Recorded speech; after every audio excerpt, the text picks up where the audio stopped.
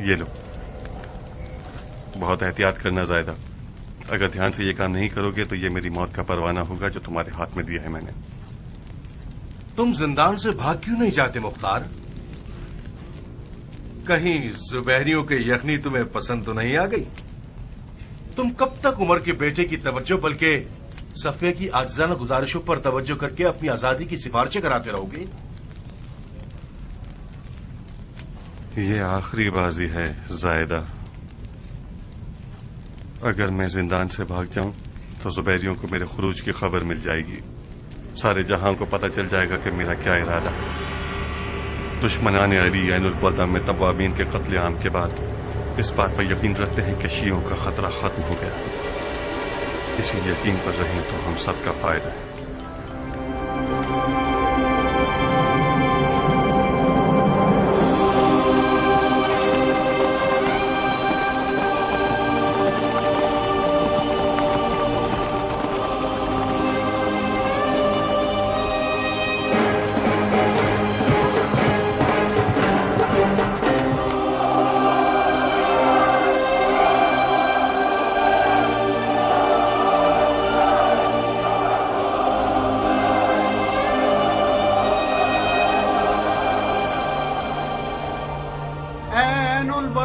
پر کٹے ہوئے کبوتروں، تنہا دوبارہ ملنے کی تمنا ہی ہمارے چاک دلوں کو تسلی دے سکتی ہے۔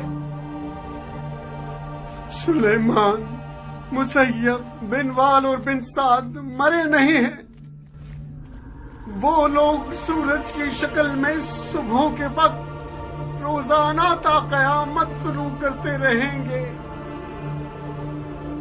وہ لوگ ہر نیک زبان کا نغمہ بن کر زندہ رہیں گے۔ اگر ہم بھی دینداری اور خلوص میں ان کے جیسے ہوتے تو ہمارے عروج کے پر نہ کٹتے۔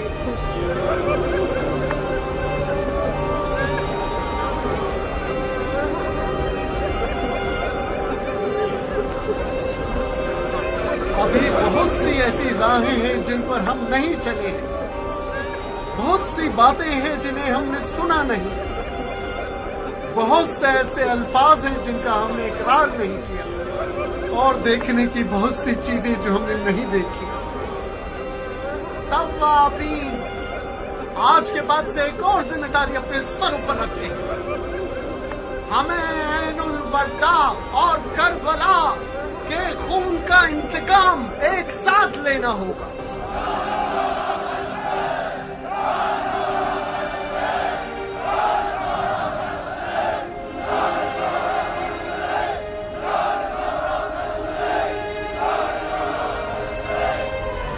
اب ہم اپنے اپنے گھروں کو لوٹ جائیں گے، ہمیں ان سوکھی ہوئی اور اجڑی ہوئی جڑوں کی دوبارہ آبیاری کرنی ہوگی۔ اس تحریک کو اب آگے بڑھانا دوبارہ قوت جمع کرنے پر مشروط ہے۔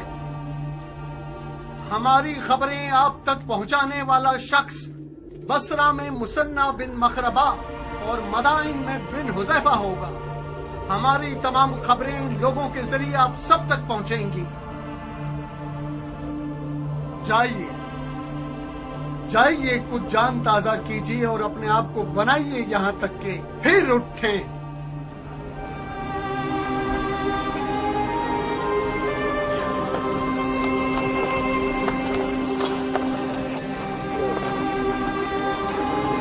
خدا کے حوالے میرے بھائی،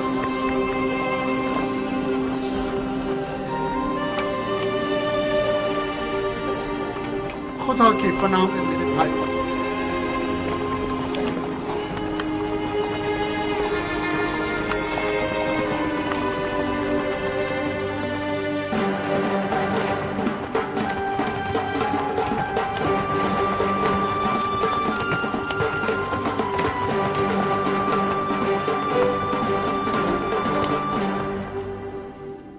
درود ہو عین الوداع کے تھکے ماندے مجاہدوں پر۔ میں ابو اسحاق مختار ثقفی کی طرف سے ایک خط لے کر آیا ہوں۔ مختار؟ خدا اس کی غلطیوں کو معاف نہ کرے۔ اگر مختار توابین کی مدد کے لیے آیا ہوتا تو عین الوردہ کی اس جنگ کا نقشہ ہی کچھ اور ہوگا۔ درود ہو عین الوردہ کے شیر دل مردوں پر۔ ہوا نے آپ کی شجاعتوں کی خبر سارے جہان میں پھیلا دی۔ شاعروں نے آپ لوگوں کی مدح و ثنا میں وہ باتیں کی ہیں کہ عوام حیران ہے۔ درود ہو آپ لوگوں پر۔ بہت شرمناک ہے۔ کیا لکھا اس نے رفا؟ سراسر جھوٹ۔ ہم سے چاہتا ہے کہ اس کی بیعت کر لیں، کٹ جائے وہ ہاتھ جو مختار کی بیعت کرنے کو تیار ہو۔ رفا ہے، خدا کی قسم یہ منصفانہ نہیں۔ تم لوگوں کا ایک ہی تو کام ہے۔ مختار ایک لمحے کے لیے بھی قاتلان حسین سے قصاص لینے سے غافل نہیں ہوا ہے۔ آپ لوگ راہ نجات کو اپنا خون نثار کرنے میں دیکھ رہے تھے اور مختار ملون شیاطین کا ناپاک خون بہانے میں۔ مقصد ایک ہے مگر راستے دو ہیں۔ اے جنگ زادے، تو کیا تم سمجھتے ہو کہ توابین خواہ خواہ خودکشی کرنے کے لیے عین الوردہ کی طرف گئے تھے؟ ہماری جیت میں صرف ایک قدم کا فاصلہ رہ گیا تھا، اور وہ قدم مختار تھا جو کہ نہ تھا۔ جہاں تک میں مختار کی غیرت مندی سے واقف ہوں، یہ کہہ سکتا ہوں کہ مختار سلیمان سے تمام تر اختلافات کے باوجود بھی عین الوردہ کی طرف چلا آتا، اگر زبیریوں کی غل و زنجیر کا قید ہی نہ ہوتا۔ مطلب مختار قید میں تھا؟ اب تک قید میں ہے۔ مگر کیوں؟ کیوں کا سوال زبیریوں کے کارندے سے پوچھو۔ جس دن اس کے پاس سلیمان کا خط آیا، اسی دن آدھی رات کو مختار کے گھر پہنچ کر اسے قید کر کے لے گئے تھے۔ اس طرح تو مختار کا کوئی قصور نہیں ہے، مکار تو بن یزید ہے جو علی کے شیعوں سے دوستی کا اظہار کر کے اس کے پیٹھ پہ چھرا گھونپ دیتا ہے۔ یقیناً مختار کو آل زبیر کی مخالفت کے جرم میں قید کیا ہے۔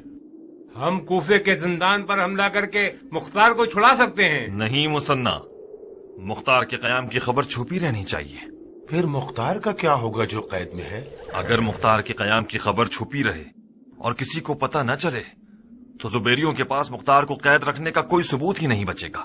جب انہوں نے اسے قید کیا تھا تو ان کے پاس کوئی ثبوت تھا؟ انہوں نے مختار کو اسی لیے قید کیا کہ وہ توابین کی مدد نہ کرے۔ کیا مطلب کیان؟ بن یزید نہیں چاہتا تھا کہ توابین عین الوردہ کے فاتح بن جائیں۔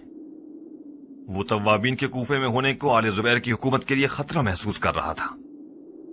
وہ چاہتا تھا کہ یہ لوگ شکست کھا لیں تاکہ کوفے میں ان کی کوئی طاقت نہ بچے۔ سبحان اللہ! تو پھر ابو اسحاق نے اس بارے میں مرحوم سلیمان سے کوئی بات کیوں نہیں کی؟ اس نے ہمیں زبیریوں کے ارادے سے آگاہ کیوں نہیں کیا؟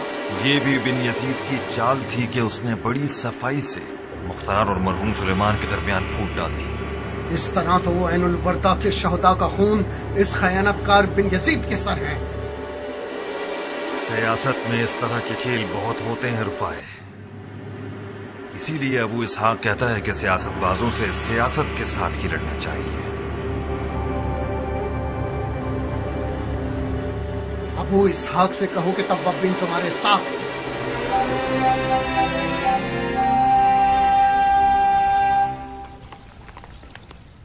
کیا لکھا ہے اس میں؟ ہم دونوں سے مختار کی آزادی کی درخواست کی ہے۔ یہ لو، تم خود پڑھ لو۔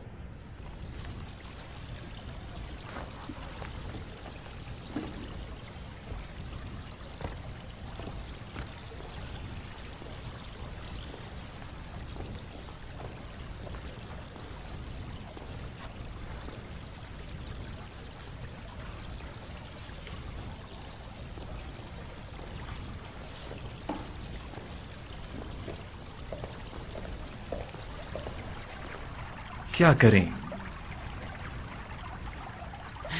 سمجھ نہیں آ رہا۔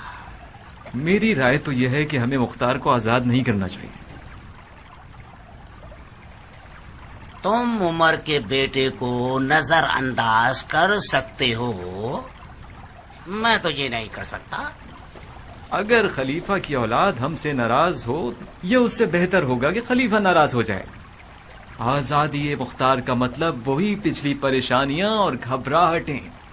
اگر مختار آزاد ہو گیا تو چین سے نہیں بیٹھے گا، خاص طور پر جب کہ وہ قید کیا گیا ہے اور زخمی بھی، مجھے لگتا ہے کہ توابین کی عین البردہ میں شکست کے بعد شیعوں کے ہاتھ پاؤں کٹ گئے ہوں گے اور ان کا سارا جوش ختم ہو گیا ہوگا اور یہ مروانیوں کے حریف نہیں ہو سکتے، لہذا وہ مجبور ہیں کہ ہم سے اتحاد کر لیں۔ یہ بتاؤ خلیفہ کو کیا جواب دو گے اگر ہم نے مختار کو آزاد کر دیا؟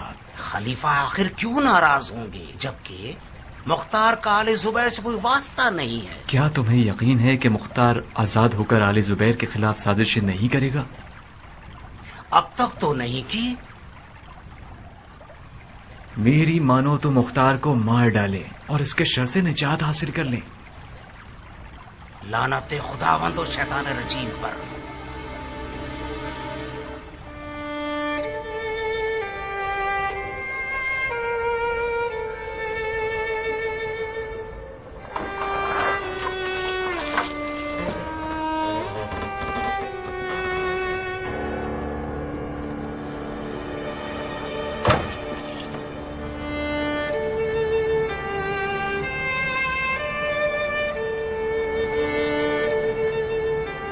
اس چھت کو آخر کتنا گھورو گے مختار؟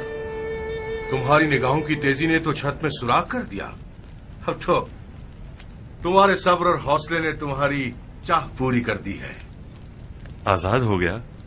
بظاہر تمہاری پشت بہت مضبوط ہے، مجھے تو یقین نہیں آتا کہ عمر کے بیٹے کی مہندی آل زبیر کے یہاں بھی رنگ لے آئے گی۔ خلیفہ زادے کے خط نے اپنا کام کر دکھایا۔ یقیناً بن یزید نے عمر کے بیٹے کی سفارش کے بارے میں ابن زبیر سے بات نہیں کی، ورنہ وہ میری آزادی کے حکم کے ساتھ اپنی موت کا حکم صادر نہ کرتا۔ وہ لوگ تم سے وعدہ لینے آئے ہیں تاکہ تم بیت نہ توڑو اور ہنگامہ آرائی نہ کرو۔ جیسا کہ نظر آ رہا ہے کہ طلعت الخیر کا نواسہ تمہاری آزادی کے خلاف ہے، مگر بن یزید نے اسے چپ کرا دیا ہے۔ تم دھیان رکھنا اور اس کو غصہ مت دلانا، اس سے پہلے کہ وہ اپنا فیصلہ بدل لے جلدی کرو۔ تمہارے قدم زندان کے باہر پہنچ جائیں تو کوئی تمہارے قدموں کی خاک بھی نہیں چھو سکے گا۔ اپنی شال اور قبا پہنو اور چلو۔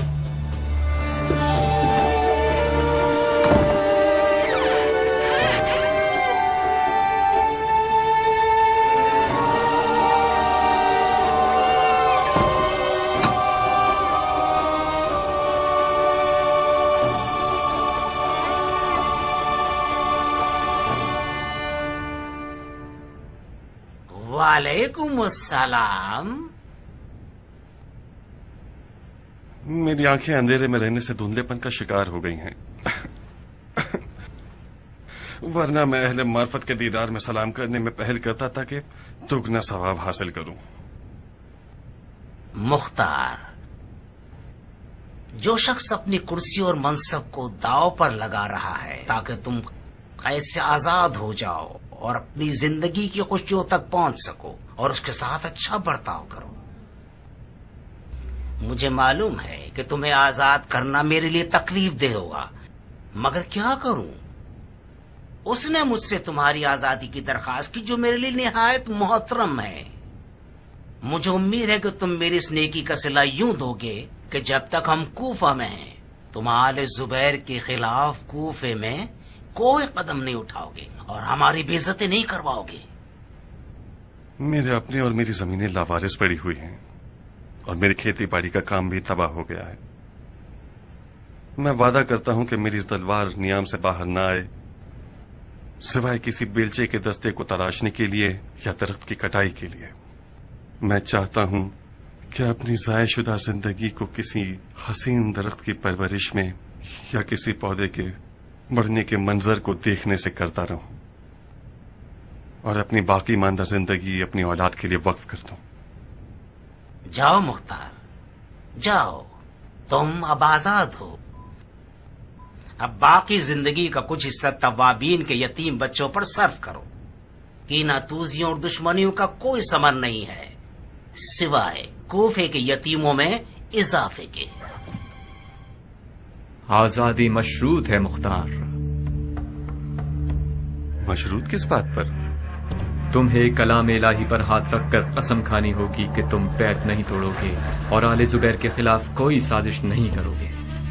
اور اگر قسم توڑو گے تو تمہیں مکے میں 1000 اونٹوں کی قربانی کرنی ہوگی اور اپنی تمام تر ملکیت چاہے عورت ہو چاہے مرد سب کو آزاد کرنا ہوگا۔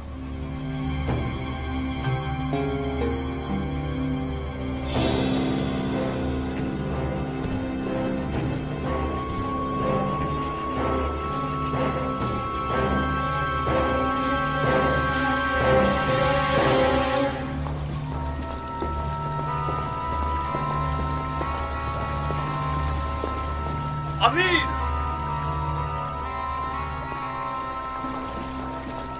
امیر، کیا یہ سچ ہے کہ آپ نے مختار کو آزاد کر دیا ہے؟ ہاں، مختار آزاد ہو گیا ہے۔ کیوں؟ کیوں؟ اب میں تمہیں جواب دوں گا پسر سعد۔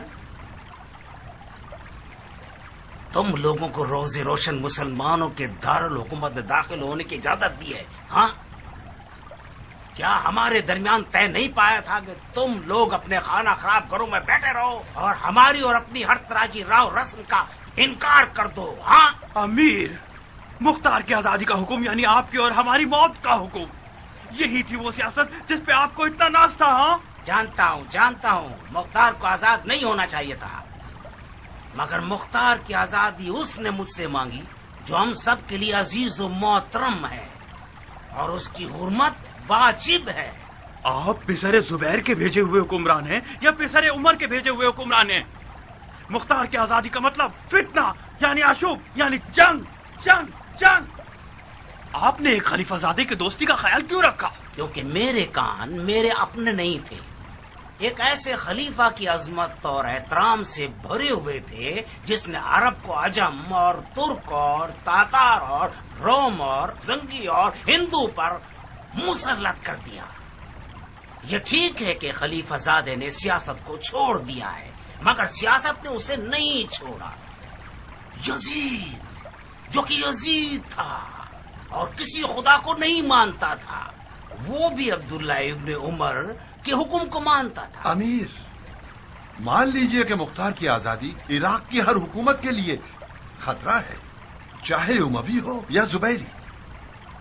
مختار ایک علوی حکومت برپا کرنا چاہتا ہے، اگر اسے ڈھیل دیں گے تو وہ اپنے خواب سچے کر دکھائے گا۔ مختار کل تک خطرے کا باعث تھا شیمن، اب وہ آواز نہ نکالنے والا مرغا ہے۔ اس کے طواب بھائیوں کے شکست کھانے سے وہ بھی ٹوٹ گیا ہے۔ دوسری طرف ہم نے قرآن کو مصالحت کا ذریعہ بنایا ہے، اس نے مخالفت نہ کرنے کی قسم کھائی ہے۔ تو پھر آپ نے مختار کو پہچانا ہی نہیں ہے۔ وہ اپنے خوابوں کے تاج و تخت کو پانے کے لیے قرآن تو کیا صاحب قرآن کا بھی انکار کر دے گا۔ اگر توابین کے پاس مختار جیسا کوئی رہنما ہوتا تو وہ لوگ عین الوردہ کو مروانیوں کا قبرستان بنا دیتے۔ مختار خدا سیاست و جنگ ہے، میں بارہا اس کے آگے مغلوب ہو چکا ہوں۔ شک مت کیجیے کہ آپ سے بھی بہت بڑی خطا سرزد ہو گئی ہے۔ کل جب یہ سانپ آپ اور آپ کے لوگوں کو ڈس لے گا، اس وقت آپ سمجھیں گے کہ ذرا سی بھی سیاست نہیں جانتے۔ کافی ہے عمر سعد،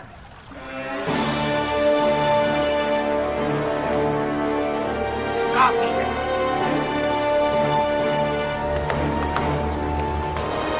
جس دن تم رے کے موتی کے لیے ہاتھ پیر چلا رہے تھے اور خون کے دریا میں نہا رہے تھے، اس دن بڑی مچھلی کی فکر کرنی چاہیے تھی۔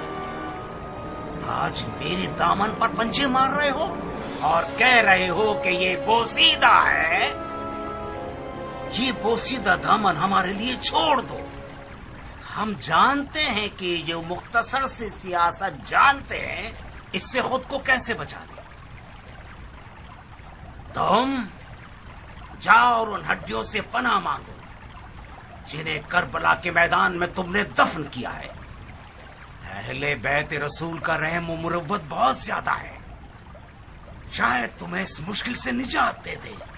تشریف لے جائیے۔ اور ہاں، ہم نے خفیہ طور پر یہ طے کیا ہے کہ آپ لوگ اپنے گھروں سے نہیں نکلیں گے۔ میں وعدہ نہیں کر سکتا کہ آپ جیسوں کی جان کی ضمانت کر سکوں۔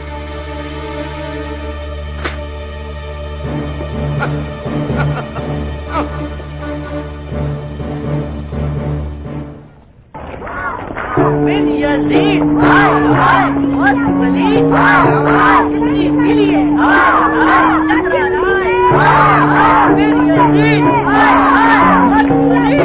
हाय हाय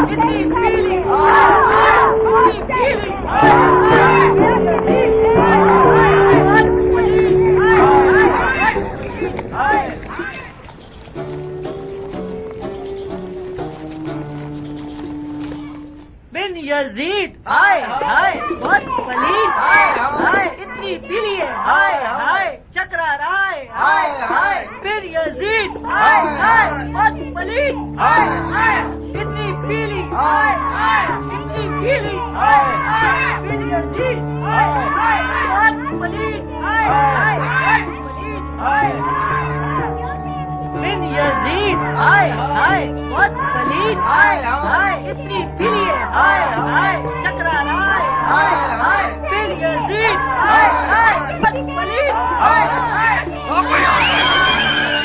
बंद करो। तुम लोग भी वही हरकतें करोगे मलून कहीं के। ये सारी बकवासियात में माँ बाप के बच्चों के लिए सड़क चाप बदमाश और बिगड़े हुए बच्चों को सेव देता है। तुम लोगों के लिए नहीं जो खुद बिगड़े हुए हो और दूसरों के लिए नारे लगाते हो। अम्मा चारिया बाबा फिर जैनी मरीज बन गए। रोना मत मेरी जान, मत घबराओ मेरी बच्ची, तुम्हारा बाप चकरा गया है। यकीनन किसी ने आज इनकी दुम पे पांव रख दिया है, कुछ ज्यादा ही दिमाग खराब हो गया है। बाबा की तो दुम नहीं है, इनका दिमाग कैसे खराब होता है? ये जिन सदा हो गए हैं मेरी जान। तुम लोग कमरे में जाओ ताकि मैं इनका जिन पकड़ सकूं।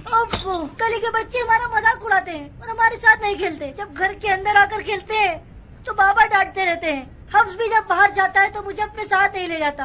आखिर मैं क्या करूं? मेरा हौसला जवाब दे चुका है। बदतमीज। क्या मतलब है बदतमीज?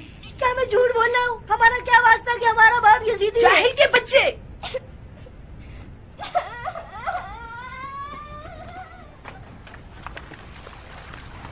खुश रहिएगा, खुश रहिएगा। क्या तरबियत की है आपने ये। जाहिल के बच्चे मेरे लिए अजाब के फरिश्ते बन गए हैं।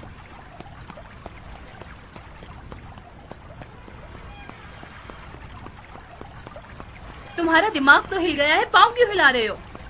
पागल हो गया हूँ। तुमने मुझे पागल बना दिया है। क्या ये जिंदगी है कि मुझे घर के अंदर भी वही बकवासियात सुनने को मिलेगी जो गली के लोगों का विरते ज़बान है। शाबाश है मोहतरमा, क्या पुरअमन घर बनाया है मेरे लिए। ये घर पुरअमन था, तुमने इसे भी अमन बनाया। ये सवाल मुझे पूछना चाहिए ना कि तुम्हें। जी हाँ, जाहिर है बानो मोहतरमा को पूछना चाहिए कि उनके घर के बावर्ची खाने में दुम्बे की बिरयानी जो नहीं बनती, उनको मखमल हरीर और महंगे लिबास पहनने को नहीं मिलते, उनको हीरे मोती और सोने का ग्लूबन जो मैसर नहीं है, उनके पास कनीजे और नौकरानियां नहीं है ना। मैं सदके जाऊं बानो पर कि इतनी गुर्बत और खाक नशीनी की जिंदगी गुजार रही है कि अब थक गई है। मैं किसी चौराहे पर बैठे भिखमंगे की बेटी नहीं थी शहजादे। मैं उस रात महल में रहने वाली थी जब मेरा हाथ मांगने आए थे, भूल गए? बस भी करो जारिया, तुम तो मेरा दिमाग ताजा मत करो। ये तुम हो जो जिंदगी को अपने, मेरे और बच्चों के लिए जहरीली बनाते जा रहे हो। फिर मुख्तार कैसे आजाद हुआ नहीं कि खौफ और हिरा से हमारे घर को घेर लिया। उमर, कुफा अब रहने की जगह नहीं है। तुमने इन गलियों और लोगों से क्या अच्छा देख लिया जो दोनों हाथों से इस खराबे को पकड़कर बैठ गए और छोड़ना नहीं चाहते। तुम भूल गए कुफा की औरतों ने भी तुम्हें किस जिल्लत और ख्वारी के साथ मस्जिद कुफा से बाहर निकाला, तुम पर पत्थर और डंडे बरसाए, तोहफा और लानत की। हम कुफे से चले क्यों नहीं जाते? कहाँ चले जाएं औरत? मेरी तमाम जायदाद इसी खराबे में है। उमर, चलो कुछ अरसे के लिए शाम या हिजाज की तरफ चलते हैं, जब तक कुफे के हालात ठीक हो जाए। अपनी जायदाद किसी अमानतदार के हवाले कर दो कि हमारे आने तक उनकी देखभाल करे। ये लोग इतने चोर हैं कि इधर हमने कुफे से बाहर कदम रखा और ये सब कुछ बेच खाएंगे। जब तुम्हारी जान तुम्हारी जायदाद में अटकी हुई थी तो तुम रे कैसे जाना चाहते थे? तुमने अपने आप को नाफहम क्यों बना रखा है जारिया?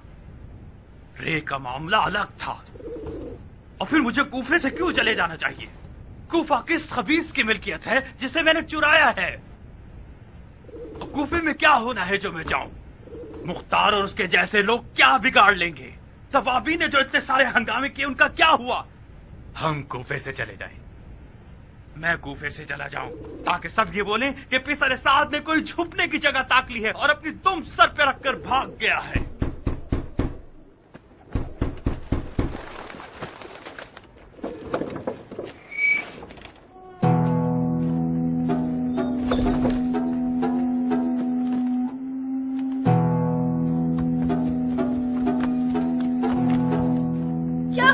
वकास, ये सब क्या है?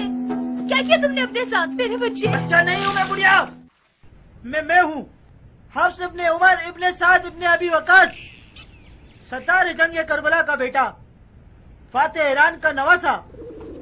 अच्छा अच्छा, इतने ढेर लकब लगाओ ताकि सारे चोर उचक्के तुम्हारी जान के पीछे हाथ धो के पड़ जाए, तुम्हारी ये दुर्गत बना दे। कसूर आपका है जो मुझे तलवार ले जाने से मना करती हैं। किससे लड़के आए हो? और उस शख्स से जो मेरे बाप की तौहीन करे। अगर मेरे पास तलवार होती ऐसा काम करता कि कूफे की हामला औरतें जब उमर साद के बेटे को देखें तो अपना हमल गिरा दें।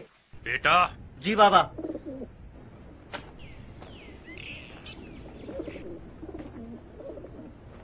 तुम लड़े क्यों थे? ओरियान के साथ नहर पर मछली पकड़ने गया था कि माई गिरोह के 6-7 बच्चे हमारा रास्ता रोक के खड़े हो गए कि यहाँ हमारा कब्जा है, तुम्हें यहाँ शिकार का हक नहीं। ओरियान डर गया, वो वापस लौटना चाहता था। मैं उनके सामने डटकर खड़ा हो गया। कब्जे का क्या मतलब है? नहर तो सबके लिए है, नहर खुदा की है। हमारी बहस बढ़ गई। ओरियान के मुंह से निकल गया, जानते हो किससे लड़ रहे हो? ये उम्र साद का बेटा है। उन खबीसों ने कहका लगाकर मेरा मजाक उड़ाया। एक ने आपको गाली दी, मैंने उसे मारा, सब मुझ पर टूट पड़े। कौन सी गाली दी? बेहतर होगा कि आप ना सुने। बहुत ही बुरी गाली दी।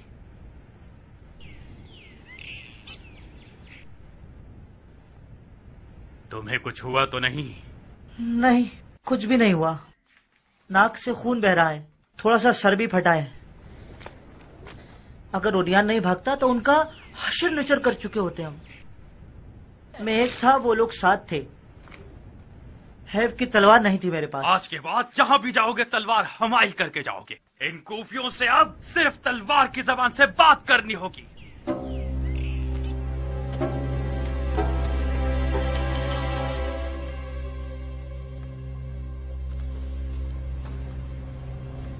क्या करना चाहते हो? मैं वाली कूफा की माजूली का हुक्म लिख रहा हूँ। तुम कब तक इस खतो किताबत पर दिल बहलाते रहोगे?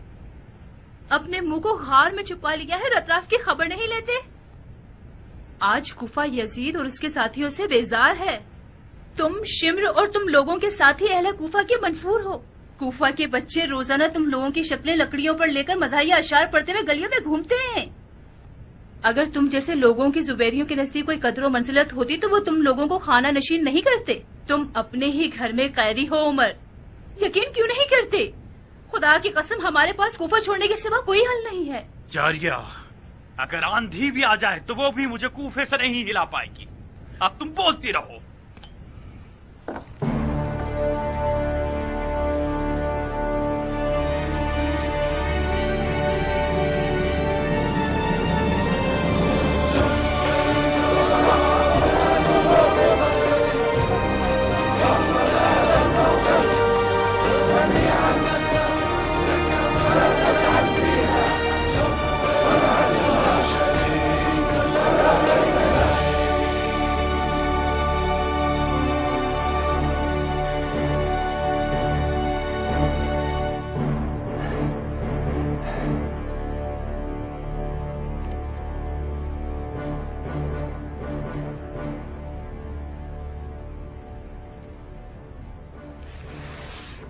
ये शख्स 9 मन दूध वाली गाय की तरह हो गया है। कामयाबी से भरे हुए दूध के बर्तन को एक लात से गिरा दिया है। बिनमुती, इससे पहले कि तुम्हारे हुक्म की मोहर सूख जाए, अपने आप को कूफा पहुंचा दो और कहानी खत्म कर दो। खुदा करे कि देर ना हुई हो। हाँ, अभी निकले नहीं हो कि पहले ही हार गए? कूफा एक खौफनाक मैदान है, मुझे फिक्रमंद होने का तो हक दीजिए। कूफे में सियासत और तलवार बैक वक्त चलाई जानी चाहिए, वरना हम उसे संभाल नहीं सकते। जनाब आली, ये फिदवी तो उसी वक्त बिन यजीद को कूफा भेजने के खिलाफ था। बहुत सियासत बाज था वो। ये तो सियासत नहीं है, उमर के बेटे का फैला हुआ पांव है। वो दावा करता है कि सियासत और हुकूमत में दखल अंदाजी नहीं रखता, मगर हमारे बाज हुक्मरानों के साथ मुकादमा करता है। खत लिखा है उसने, अल्लाह अकबर, हुक्म दे रहा है। और एक बिन यजीद जैसा जाहिल वाली उसका जी हुजूरी करने वाला बन गया है। उसके हुक्म का सर आंखों पर रखता है। लानत है इस कदर हिमाकत पर, तोफ है इस हद के बचपने पर। ये पांव कट जाने चाहिए बिन मोती।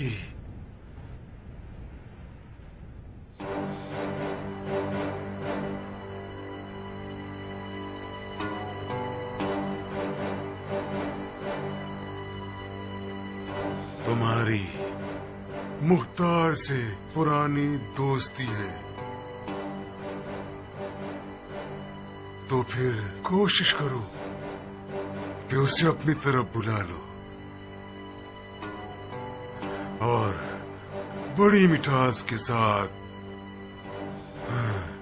सुलेमान और उसके साथियों की तरह उसे भी जन्नत की तरफ रवाना कर देना। और हाँ, शम्र और उमर साहब से भी माफी दोस्ती कर लो। मुझे हौसला नहीं है कि रोजाना उनके कासिद मक्के की तरफ रवाना हो, उनके आगे भी कुछ हड्डियां डाल दो, मगर इस तरह के लोगों को तकलीफ ना पहुंचे।